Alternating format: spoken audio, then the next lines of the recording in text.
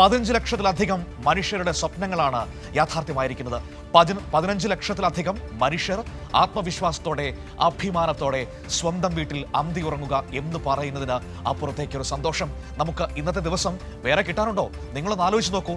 എത്രയെത്ര പ്രതിസന്ധികളെയാണ് നമ്മുടെ സംസ്ഥാനം, ഈ സർക്കാർ, ഈ മുഖ്യമന്ത്രി ലൈഫ് മിഷനിൽ മാത്രം മറികടന്നു വന്നത്.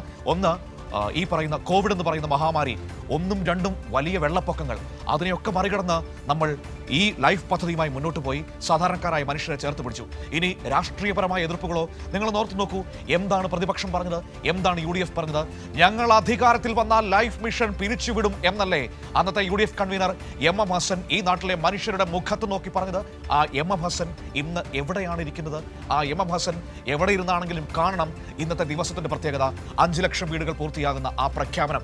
കാരണം 20,000 കോടി രൂപ മുടക്കി ഒരു സംസ്ഥാന സർക്കാർ ചെയ്ത ബൃഹത് പദ്ധതിയാണ്, മനുഷ്യത്വപരമായ ഇടപെടലിനെയാണ് ഞങ്ങൾ പിരിച്ചുവിടുമെന്ന് ഒരു വാചകം കൊണ്ട് നിങ്ങൾ വളരെ നിർദാക്ഷിണ്യം, ഒരു ദയവുമില്ലാതെ പറഞ്ഞു കളഞ്ഞത്. അതുകൊണ്ട് തന്നെയാണ് ഉറപ്പിച്ച് ഞാൻ പറയുന്നു, ഈ സർക്കാർ വീണ്ടും അധികാരത്തിലേക്ക് വന്നതിൻ്റെ ഏറ്റവും പ്രധാനപ്പെട്ട കാരണങ്ങളിലൊന്ന്